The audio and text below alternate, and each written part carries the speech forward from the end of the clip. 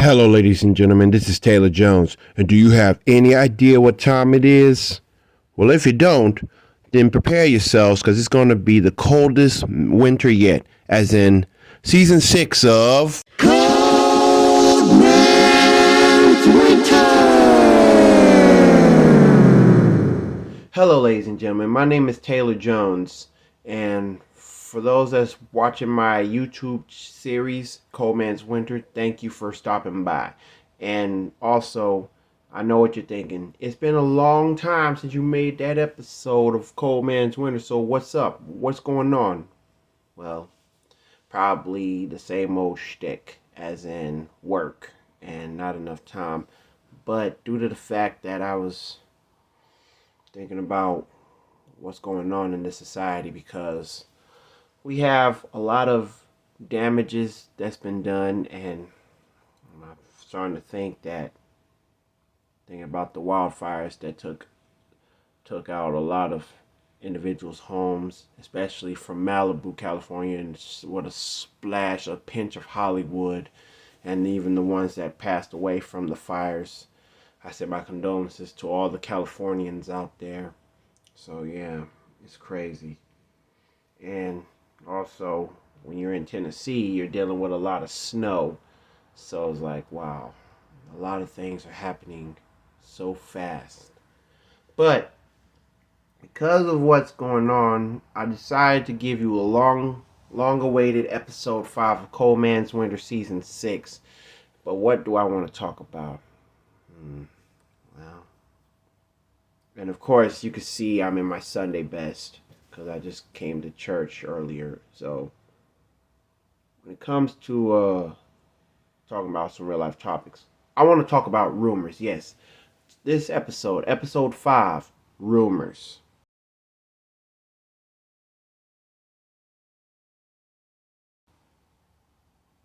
Now, when you think about rumors, you're thinking about a lot of things that's going down, like he say, she say. But the main characters, the main people that are talked about, they've been lied to and lied on. Even when it came to lying to their parents and getting somebody else in trouble. Because I thought about one scene from the movie Daddy's Little Girl, the Tyler Perry movie Daddy's Little Girl, starring Idris Elba and Gabrielle Union. But that scene where Idris Elba was at a house party, like in his teenage years, but this was like back in the 90s, and it led to meeting his friends. Actually led him like deceitfulness, because I had to learn a thing about deceitfulness my from my preacher. Well, my cousin, brother Cedric Hampton Sr. He preached on deceitfulness, and come to think of it, a lot of people do deceitful things, deceiving, conniving, and when it comes to hanging out with some people, some that they call friends, one guy had the nerve to introduce to they were African American fellas, but a white girl was introduced. Idris Elba's younger self, was introduced to the white girl. And of course, for those that watched Daddy's Little Girl, you already knew that they got it on, like they had sex. But all of a sudden, the father comes in and he was like, "Shut up!" And like, he don't want the black guy to explain, the young Idris Elba to explain. And he asked the daughter, did did he rape her? And all of a sudden, she just like play the innocent role, like, mm-hmm. For that woman to lie to her father,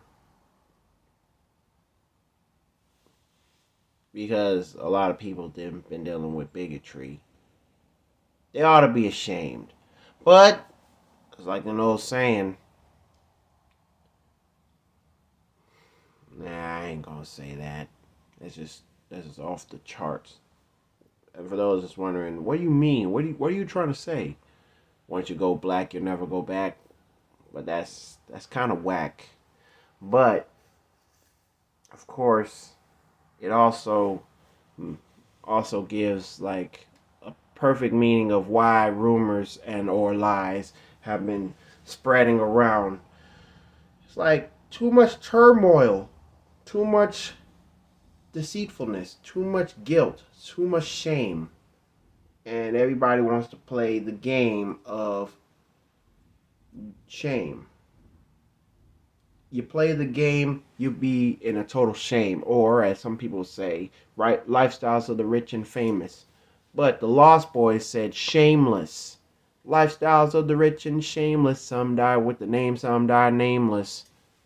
All the same game, all the same pain. But it's a crying shame, a total shame. When you spread rumors, like, I give you a perfect example. Now, back in the day, let's say it was 1991, and a random guy by the name of Diedrich, fresh out of school, heading to college, and his best friends were coming out to support him, as well as getting prepared for college for themselves, because they all graduated class in 1991. And all of a sudden, a drive-by shooting took place. A 1985 Grand Marquis from Mercury. Yeah, that was the picture. I mean, that was the automobile that got involved in a drive-by shooting. A car, the drive-by car. And the color of the car was dark blue with a splash of gold, as in golden Dayton rims, because it's kind of like somebody's a diehard fan of Michigan, the Wolverines. And this is like before the Fab Five was created. This is 1991. And Diedrich was gunned down. But who did the crime?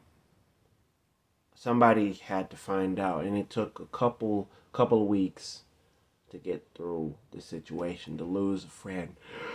But during the 3 weeks that passed, let's just say that Diedrich's mother started blaming one of his friends, because the friend that actually was with him when he got gunned down,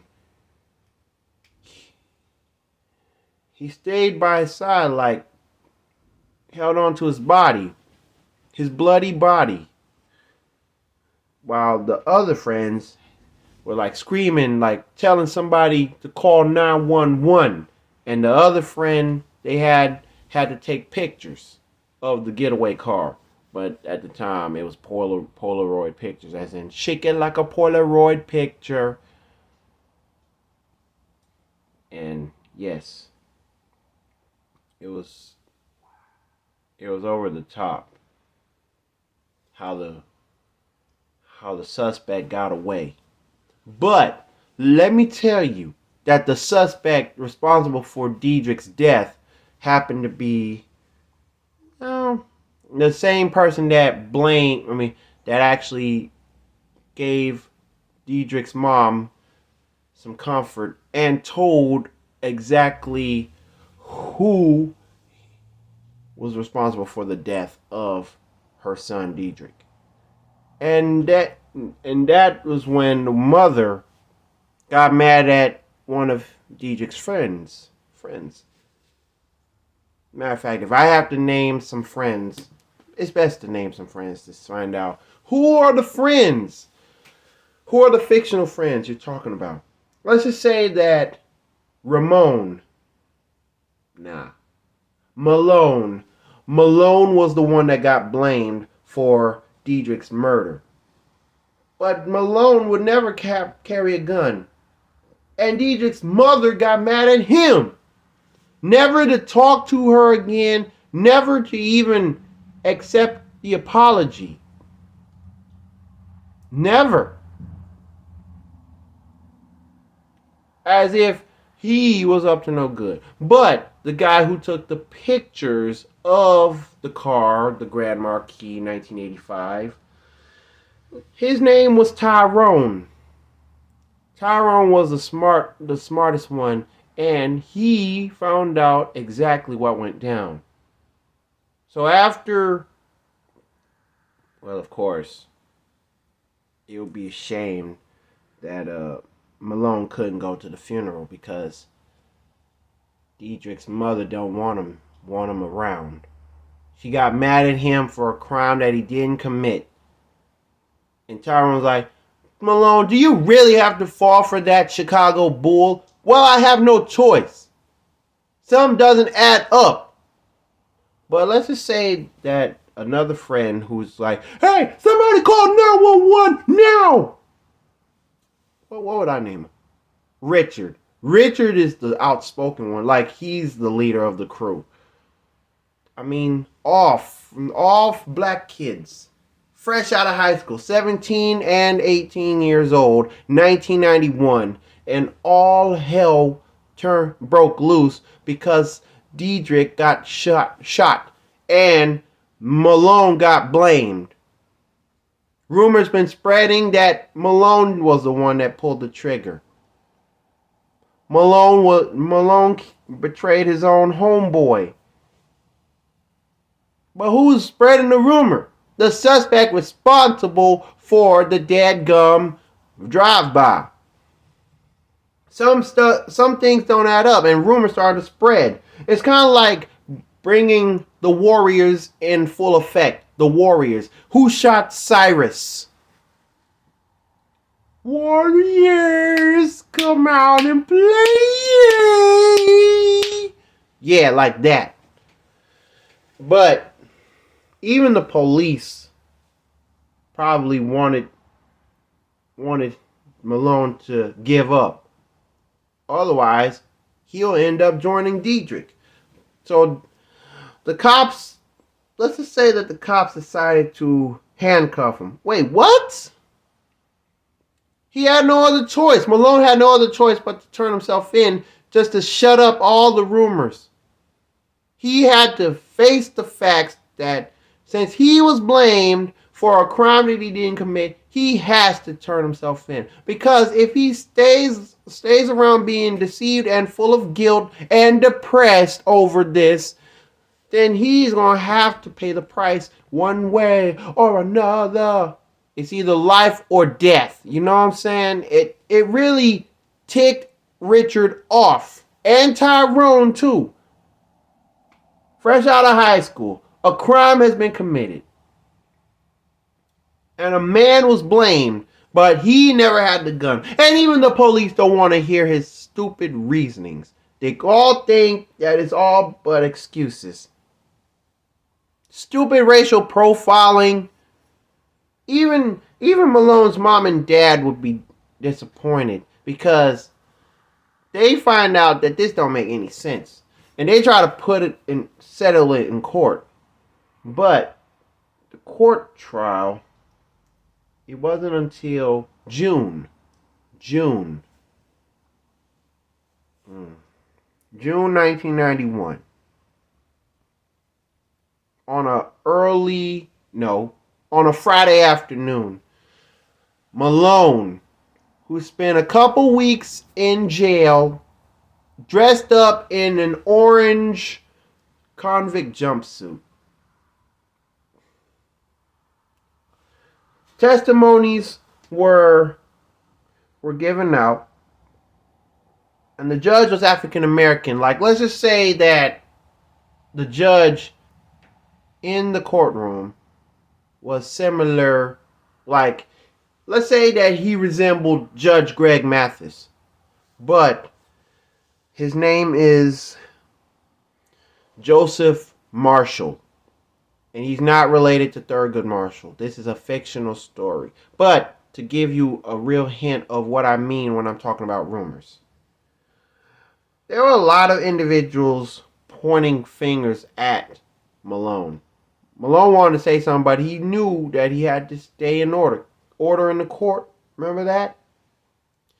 And the first testimony came from Diedrich's mother. Then it came from a female by the name of Josephine, who actually was Diedrich's girlfriend. Or was she? Diedrich's girlfriend, Josephine, testified, and she shed tears. She was hurt about what happened to her boyfriend, well, ex-boyfriend, because she admitted that they broke up, and that was the last time she saw Diedrich, talked to Diedrich. So after the breakup, things never turned out well. But surprisingly, Tyrone and Richard, they actually put two and two together. And yes, Malone's parents had to testify, but they were defending Malone. But nobody would want to believe him. In a world that's so full of bigotry and stereotypical, like black folks did the crime, they should do the time and shut up. Like, that was enough. Richard had enough. Tyrone had enough. So, they took a recess. Malone still pled not guilty. And even the lawyer, his lawyer or attorney, lawyer/attorney, was like, I find it hard to believe. The mother was still at the courtroom. And Josephine, she left the courtroom. So the second part of the courtroom, the trial against Moses, the people versus Moses, continued, right? All because the rumor was spread and the police got their men that they were looking for. A young black man fresh out of high school, charged for a crime that was not committed by him. But due to his race, as Ice-T said, how did Ice-T say it? Oh yes, cops hate kids, kids hate cops. Cops kill kids with warning shots. What is crime? What is not? What is justice? I think I forgot. We buy weapons to keep us strong. Reagan sends guns where they don't belong. The controversy is thick and the drag is strong, but no matter the lies, we all know who's wrong. Homeless sleep in city streets, waiting to die with nothing to eat, while the rich politicians soak their feet in the pools of their 10 million buck retreats. That's just messed up. But what else did he say? People kill people for color of face. No one went to jail when the court heard the case. A brother in Queens was beaten and chased, murdered cold on the street.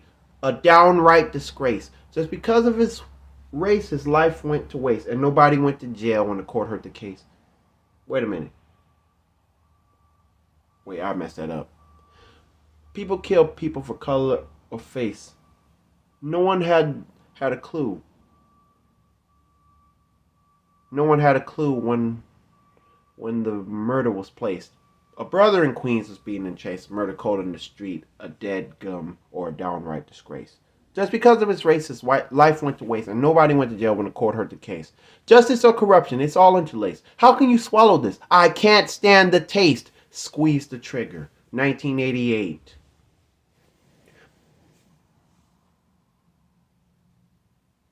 But yeah.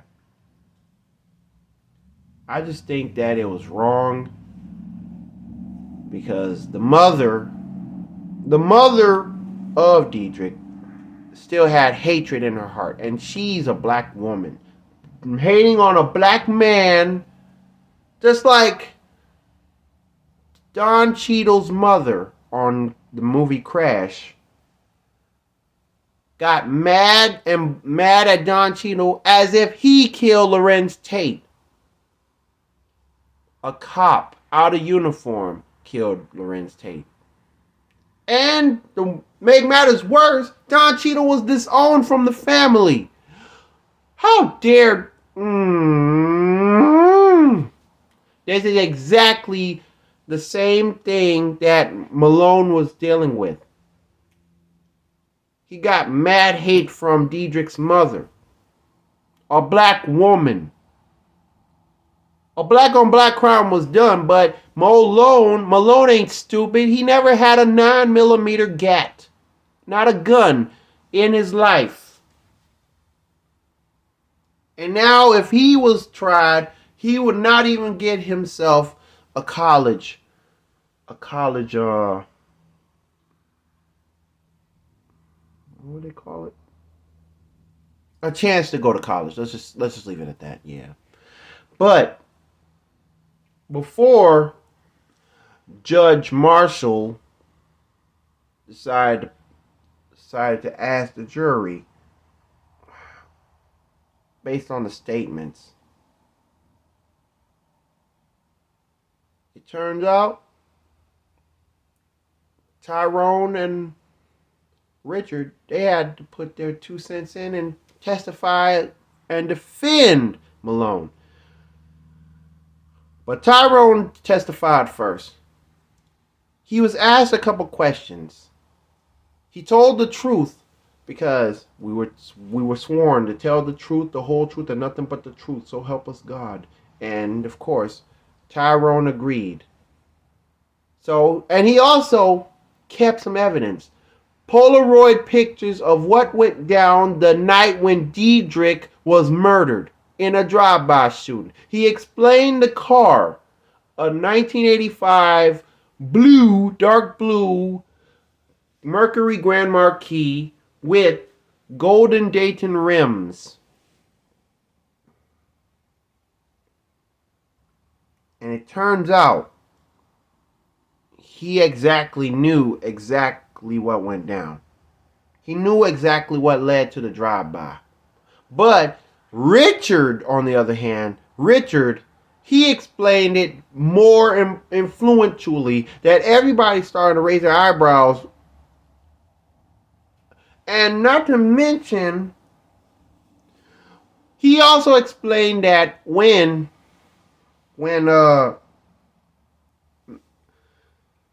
Diedrich's mama was approached by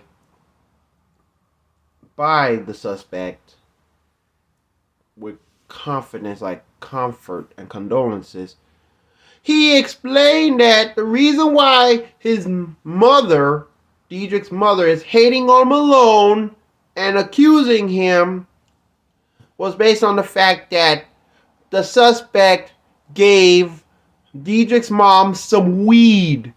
And as Stephen A. Smith will say, stay off the weed. So the reason why Diedrich's mama was hating on Malone was a bag of weed given by the suspect. And the suspect, and the lawyer, one of the people that was asking the question, he asked Richard, and exactly who is the suspect? Says Tyrone explained that the evidence or the pictures he took for the getaway car, not to mention the gunshots, Richard told exactly what went down. He even called out one of the jurors, a blonde white woman, with blonde hair, all the way pressed down in a gray pinstripe suit, white long sleeve button down shirt with a collar sticking out the gray pinstripe suit jacket, and even the jurors looked at her like, what? You were there? And she was so shocked. She wanted to say something, but she wanted to. She had to be patient because Richard was the one that was telling the story. He was telling the story about what went down. He called her out because she was there at the scene of the crime. And matter of fact, when he screamed out what he reenacted, like when he said, "Somebody call 911 now!" And that's when the juror in the gray pinstripe suit and the blonde hair down, straight down, she was the one that called the 911. And not to mention, I figured out that somebody was doing this in revenge. And when the judge looked at him like, what do you mean by revenge? Richard looked at him as in, really, Your Honor? Really? And let's just say that Richard called out the suspect's name. He exposed the suspect, which means he knew who did it. Because the suspect responsible for making Malone dress up in the orange convict outfit, she was the same one that blamed, that told a lie, spread rumors. And she was here a few moments ago when she testified with them fake tears. She cried not knowing that not y'all knowing that she was responsible. And it was kind of like a reference to the fourth and final verse of Common when on the song Testify from his gold or platinum album B from 2005, when Taraji P. Henson was in the courthouse. Bill Duke was the judge. Let's not forget, Wood Harris was the criminal, like in the convict outfit. And his brother Steve Harris from The Practice. Steve and Wood Harris, they're real life brothers. Steve plays the police officer in a suit and tie. And his brother Wood played a criminal in a red orange convict outfit. And of course, when Taraji P. Henson left the courthouse, she actually did a little smoke. She pulled out a cigarette and started smoking.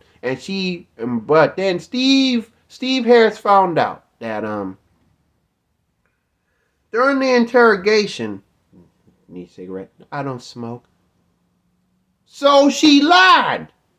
Steve Harris knew in the last minute that Taraji P. Henson was the one that did the crime, causing Wood Harris to suffer for something that she did.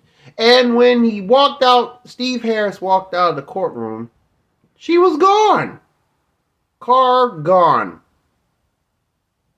And Common said it best. When this chick did the crime, the queen pin. And this is exactly why. Richard was smart. He was like the leader of the pack. He knew when he called out the name Josephine. No. Josephine. Josephine was the one driving the Grand Marquis. She had a 9mm gun. Boom, boom, boom.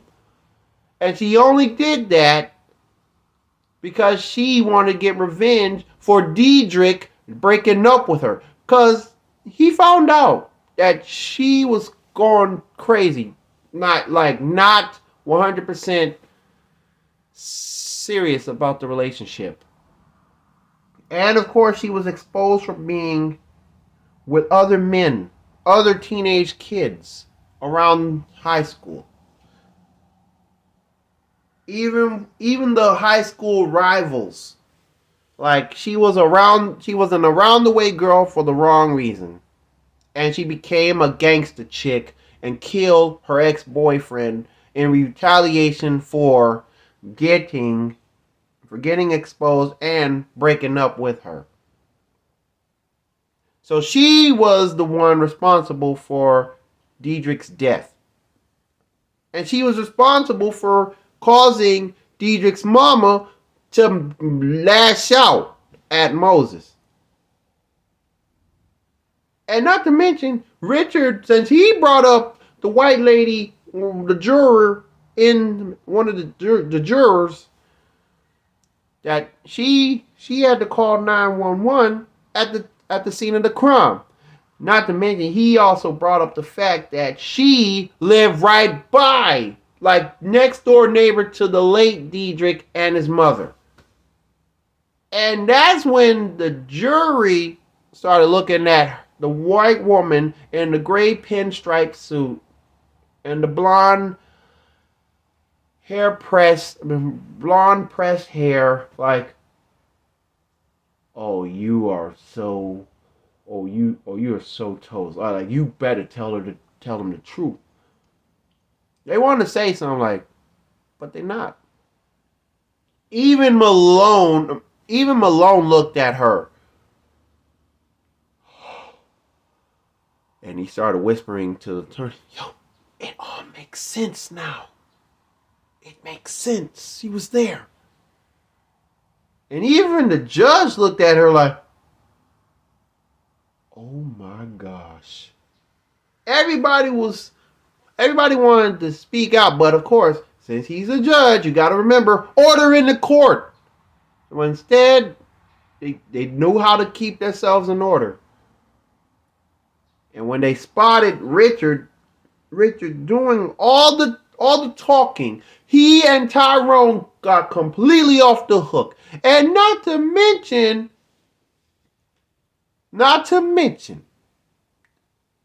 Diedrich's mom looked like a looked like a completely. Okay, let me slow down when I'm trying to speak.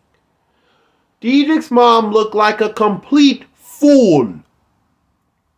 She was deceived. She was deceived by Josephine, Diedrich's ex-girlfriend, who ended up getting weed from her, and that weed actually caused her to act a fool.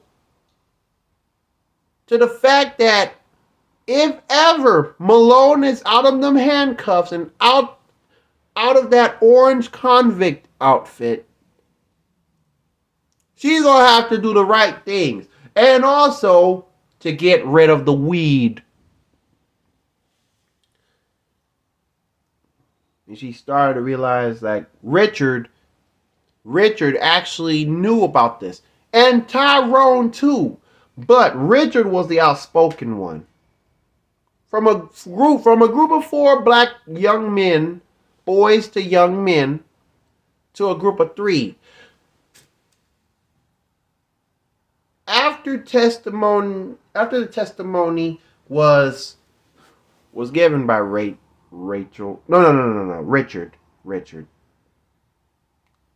The 12 jurors actually had to ask the female in the gray pinstripe. She actually told the truth. I mean, it was a few weeks after the incident. And here we are in June. And we're about to wrap up the court case. The trial against Moses, the people versus Moses. Matter of fact, the jurors were so surprised that Richard knew about her that she gonna have to give a final statement, final thesis.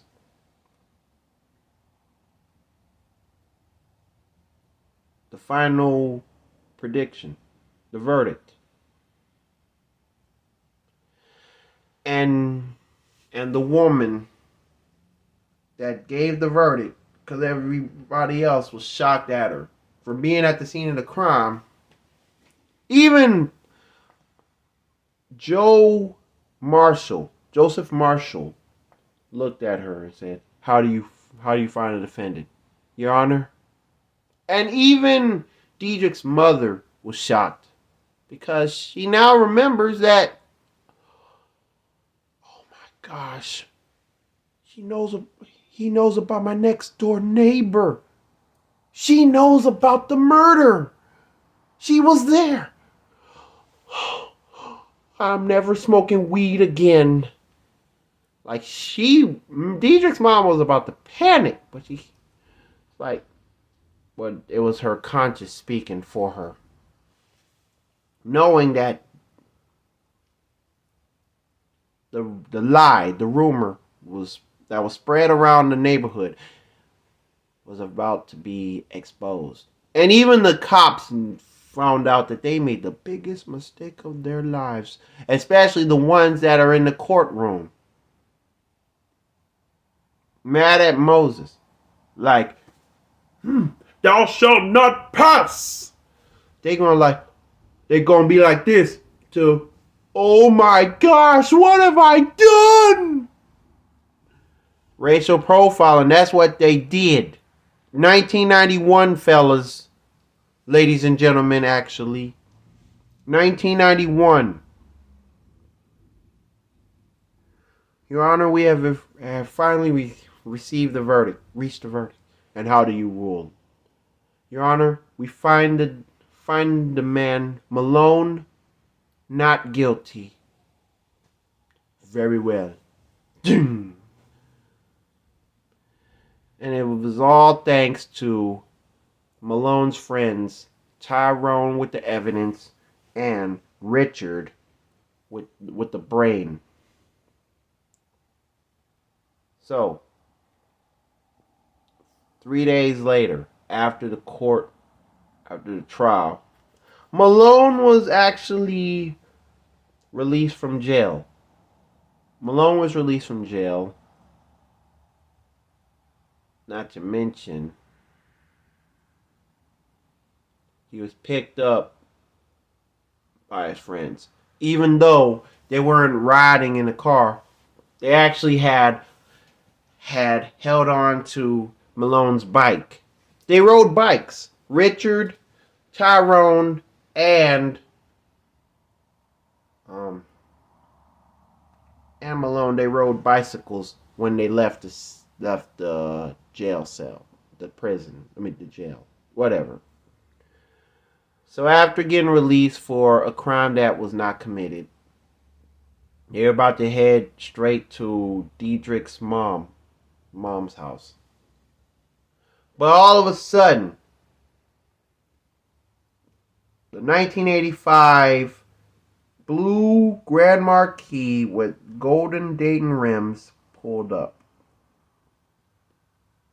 And it was like the ending scene when everybody found out who killed Cyrus. The Warriors found out who killed Cyrus.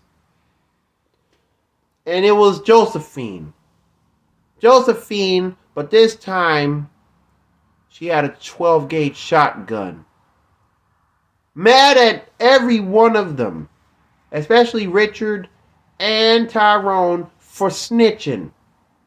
Snitches get stitches, but she was a big bad jerk all along. She was so mad. Even Richard was like, so why'd you do it? Why'd you kill Diedrich? And of course, when she had a shotgun cocked the hammer. No, she had a sawed-off shotgun, hand on the pump. She bought herself a 40, and she was puffing on a blunt. Excuse me.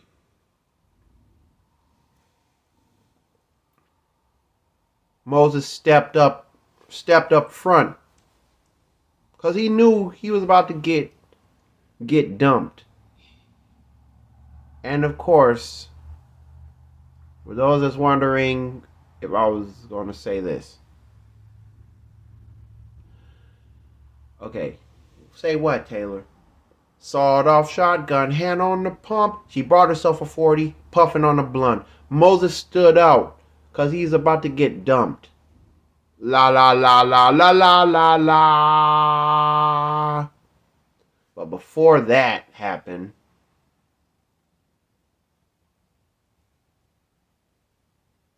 before Josephine killed Malone along with Tyrone and Moses, before she even got the chance to, don't you dare move. And let's just say that all the guys from high school that she roamed around with besides Diedrich, including the police officers, they acted like the black gang from the Warriors, and the guy with the clear sunglasses, mirror-like sunglasses, they was like, "You're real good. We're the best. You looking for us? We already found what we're looking for." And so,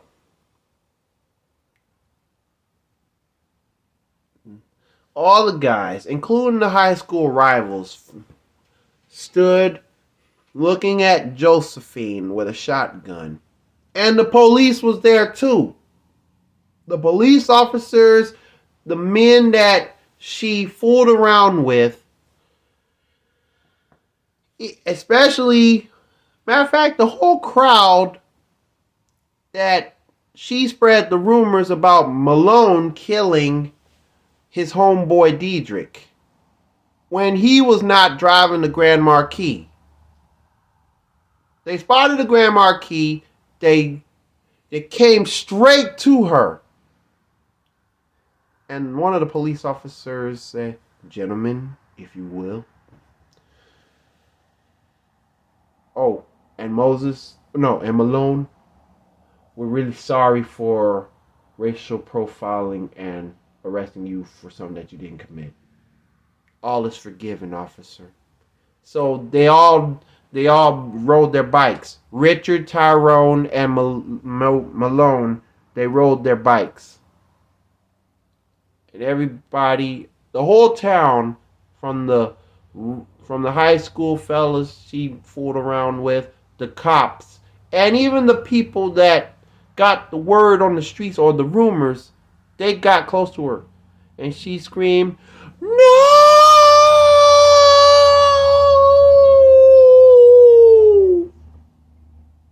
And yes, as another homage to the Warriors, somebody on the radio station actually gave a shout out to Malone as a way of saying, "We're really sorry about what happened, and I hope you forgive us, but we got some dedicated to you." And since it was 1991, the DJ had to play a specific song. And that's how the Warriors movie ended. The DJ, the female DJ, explained that we finally found out who killed Cyrus. In the same way as the DJ saying we found out who killed Diedrich. So they played a song for Moses and dedicated to Diedrich as well. And what was the name of that song? Now remember, 1991. Let's say that they played X-Clan. "Heed the words of the brother. Exist in a state of vainglorious, as we are protectors of the red, the black, and the green. Heed the words of the brother." Sissy. So, Richard, Malone, and Tyrone, they rode their bicycles to Diedrich's mom's house.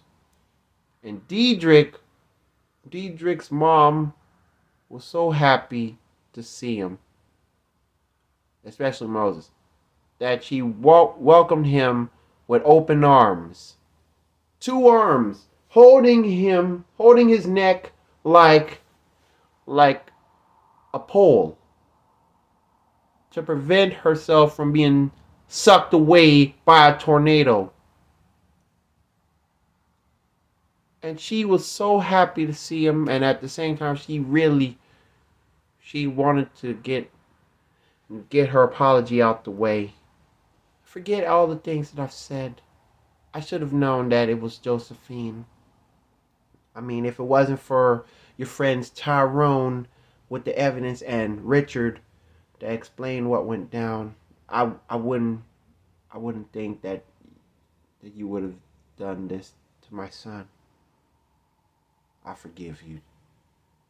But the female juror next door, including the including the judge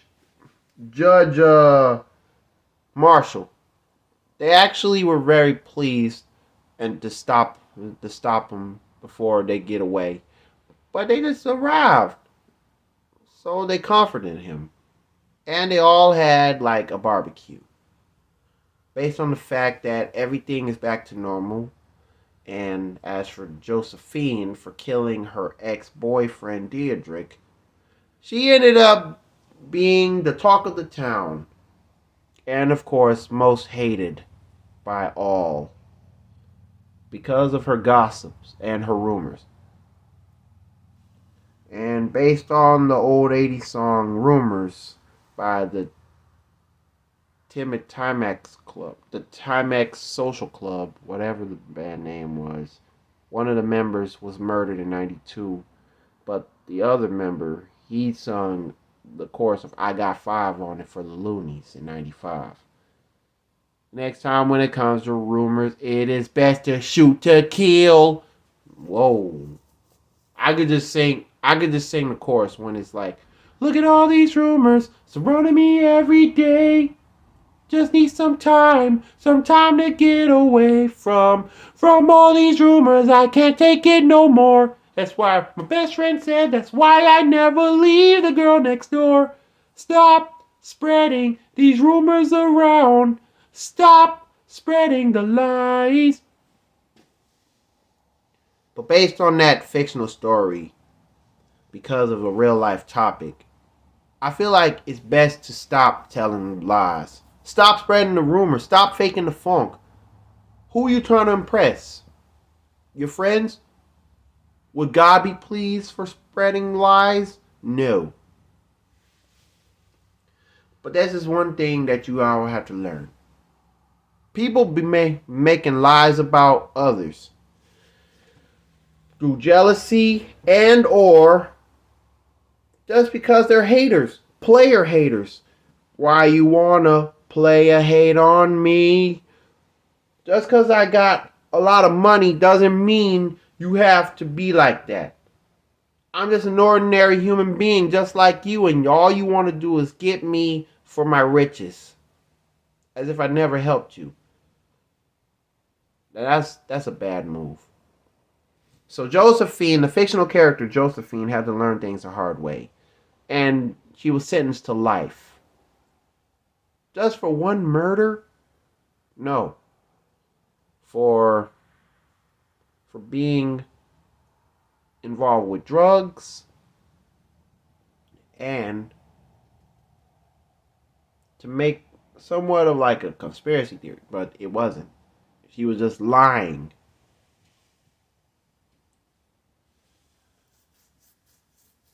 She did the crime. She got to do the time. And Malone, Richard, and Tyrone, they ended up going to, let's just say, they went to UCLA. The Bruins. Yeah. Now that's real deep. To beat a case, a murder trial, and to be relieved and go to college. I mean, everybody should have a good way to end the nightmare. And you got to rely on friends. So, what am I saying? Don't spread rumors. Do not. Because at the end, it's going to hurt you. Some believe in karma and say what goes around comes around, what goes up must come down. But as Christians, the Christians, we would say, thou shalt reap what you sow. Because when it comes to rumors, all I can say is No, no, no, no, no, no, no. No rumors, no gossips, no lies. None of the above, please. And that's the way it goes. So be aware, because a lot of rumors will be spread. But it's up to you to do something about it. Because I'd rather TELL Cool J the truth than to live a lie and to suffer from somebody's lie. No matter what race I am, no matter what gender, no matter what goes down, no matter when, no matter where, rumors have got to be stopped. And that's the bottom line, truth. Can you dig it? And with all that being said, thank you for spending your quality time listening to me on my 5th episode, long-awaited episode 5 of Cold Man's Winter, and season 6, that is. And also, be on the lookout for the next episodes ahead, especially the last episode, which the link will be in the description bar down below. And this episode is going to be brought to you straight up by none other than Sweet Lady of the Week, where a female individual gets recognition and respect. And for this episode, I thought of somebody. And that somebody that I give recognition to is none other than Miss Danielle Moody. And to Danielle Moody, shout out to you, because I feel like it's best for you to get recognition, be recognized for what you have done, and just to keep you moving, motivated, because we need more people, more sweet ladies like you around the neighborhood, around the world. And with all that being said, feel free to like, comment, share, and subscribe. Click the notification bell if you haven't already, and there will be more in stores. This is yours truly, Taylor Jones, signing out. Stop the rumors before it spreads all over the world.